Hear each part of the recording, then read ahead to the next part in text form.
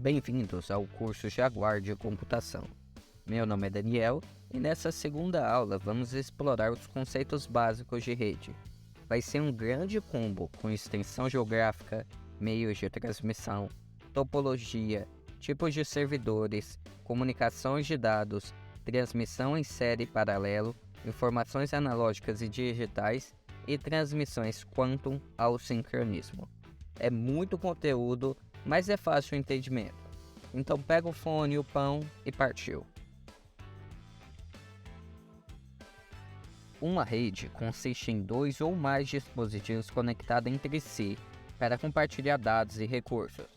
Uma rede pode ser composta por computadores, smartphones, tablets, servidores, impressoras, entre outros dispositivos.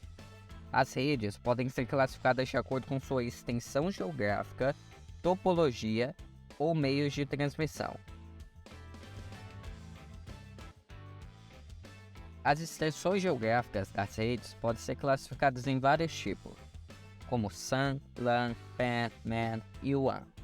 Vamos iniciar com a SAN, Storage Area Network. Essas redes, como o próprio nome já fala, são destinadas exclusivamente ao armazenamento de dados. Um ótimo exemplo são servidores de arquivo e de backup. Eles usam este modelo de rede para armazenar os dados. LAN, Local Area Network. São redes de alcance local, as quais podem ser redes internas de curto alcance ou redes que alcançam uma área mais elevada. Sua extensão máxima é de aproximadamente 10 km. PAN, Personal Area Network. São as famosas redes domésticas, que conectam dispositivos ao alcance da pessoa, como o Bluetooth, são formatos de comunicação de curto alcance. MAN, Metropolitan Area Network. Estas são redes que interligam regiões metropolitanas. Então, na sua cidade, você tem as redes LAN, que são conectadas em uma única MAN. Tem uma extensão grande, mas é uma área restrita hoje em dia. Podem até serem confundidas com as LANs, devido à sua evolução. A LAN evoluiu tanto em o alcance dela que ela se confunde com a MAN, mas a MAN ainda ela está presente nas metrópoles. WAN, Wide Area Network. A WAN são redes que conectam todos os países. Ela tem uma grande extensão que pode interligar redes independentes. A internet é o melhor exemplo de WAN. Então você tem a LAN que conecta a MAN e conecta a WAN. Então você tem a LAN, que é meio que uma rede doméstica que conecta a metrópole. A rede da metrópole na sua cidade tem um servidor MAN. E esse MAN se conecta ao WAN, que são de países. Cada país tem um WAN, um Wide Area Network. Antes de passarmos para as topologias, é sempre bom lembrar os meios de transmissão, sendo eles redes de cabo coaxial, que até hoje tem algumas operadoras que usam, redes de cabo de fibra óptica, redes de cabo de par trançado ou UTP e STP, redes sem fio, redes por infravermelho, rede por micro-ondas e redes por rádio. As topologias é a forma que a rede vai ser conectadas entre si, de forma física. Existem vários tipos de modelos de rede e cada um afeta o desempenho e a estabilidade e o custo. Vamos começar com a topologia em estrela. Essa topologia é a mais usada no momento. Trata-se de todos os dispositivos se conectarem a um único dispositivo central, como um switch. Esse dispositivo central gerencia o tráfego na rede e é capaz de identificar e corrigir problemas de rede.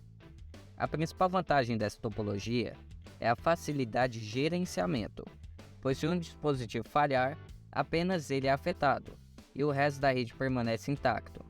Mas como tudo, há uma grande desvantagem. Se o dispositivo central falhar, toda a rede ficará indisponível, sem contar que essa topologia requer mais cabo do que as outras, pois cada dispositivo precisa de um cabo de conexão ao dispositivo central.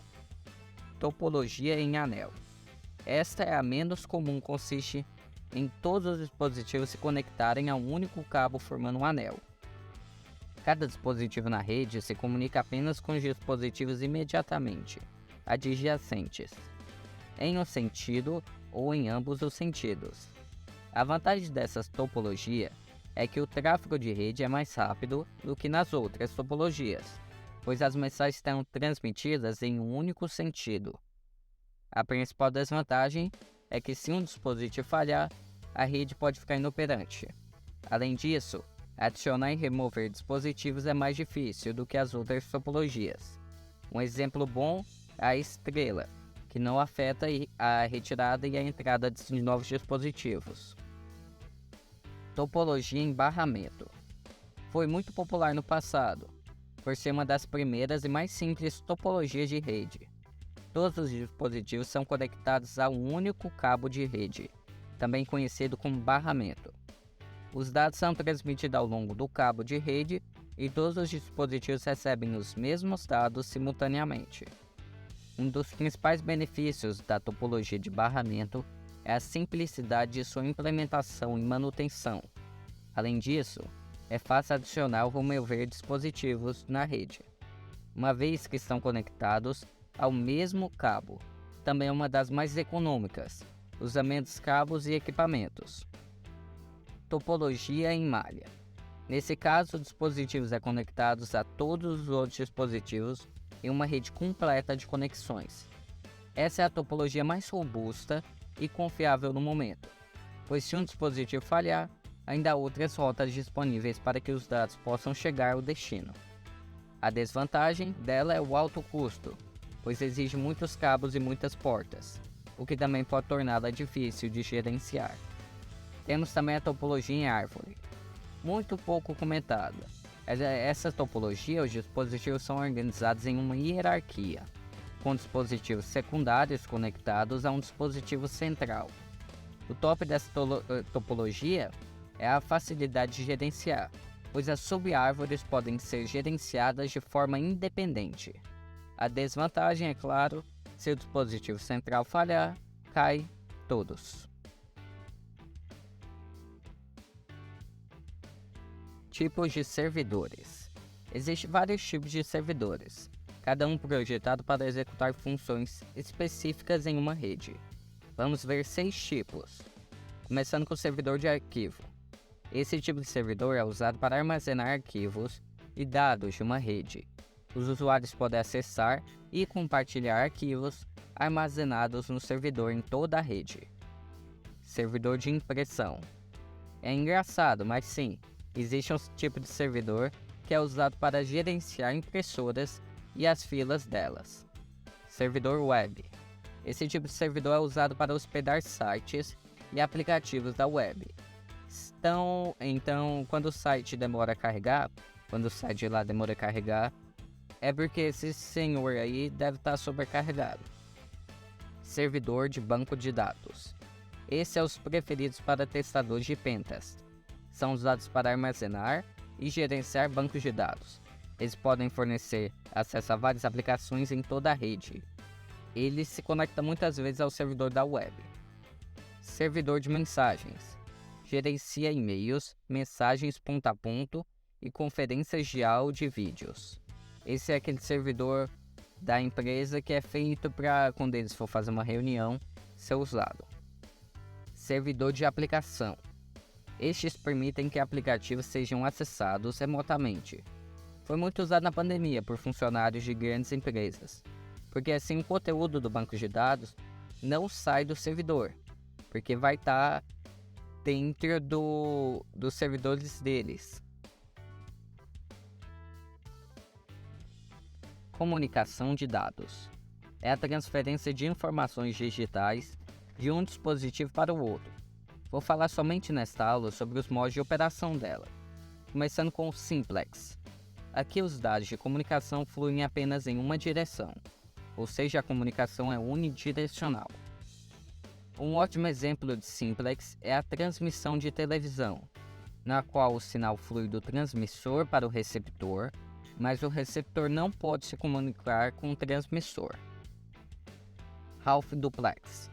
Aqui os dados podem fluir em ambas as direções, as apenas em uma direção de cada vez. Quando o dispositivo estiver enviando dados, ele não pode receber dados ao mesmo tempo. Um exemplo comum é uma conversa por rádio, em que os usuários precisam alternar entre falar e ouvir. Full duplex. Nesse tipo de comunicação, os dados podem fluir em ambas as direções simultaneamente, permitindo uma comunicação bidirecional total. Isso significa então que os dispositivos podem enviar e receber dados ao mesmo tempo, sem interrupções. A Full Duplex é amplamente utilizada em aplicativos que exigem uma comunicação bidirecional, constante e rápida, como jogos e transferência de arquivo, na qual você tem que comunicar e receber, seu transmissor e seu receptor. Transmissão em série e paralelo. A paralelo são vários bytes por sua vez, cabos curtos e muita interferência, mas é rápida. Transferência em série. Cabos mais longos, menos interferência, apenas um cabo de comunicação. Informações analógicas e digitais.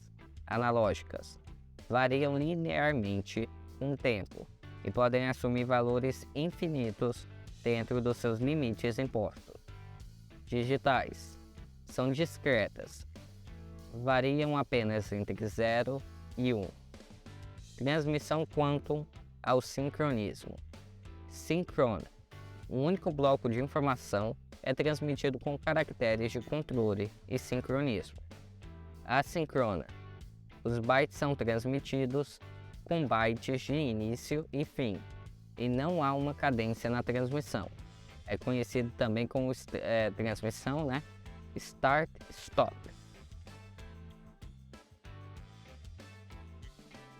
Em breve eu já estarei ensinando algumas técnicas muito importantes, mas como tudo nós temos que passar pelo básico, pelos conceitos de rede, saber o que é LAN, saber o que é WAN, saber o que é MAN, saber o que é bits, saber o que é bytes.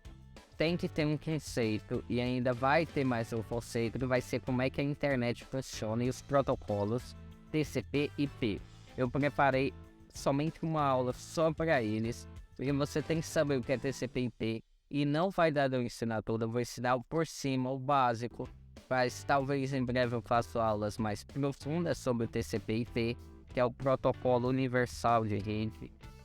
Mas uns conceitos básicos e o que eu vou ensinar por aí vai dar de se virar legal. Que verdade. Que você é um escravo, Neo. Como todo mundo, você nasceu em cativeiro. Nasceu numa prisão que não pode ver, sentir ou tocar. Uma prisão para a sua mente.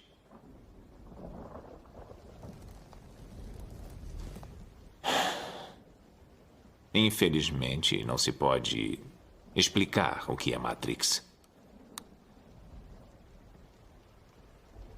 É preciso que veja por si mesmo.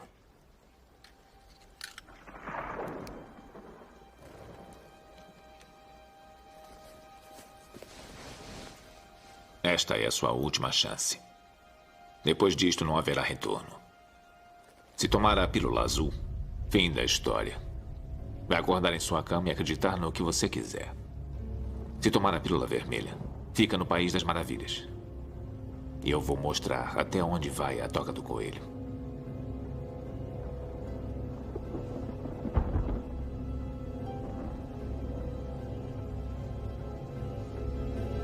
Lembre-se, eu estou oferecendo a verdade, nada mais.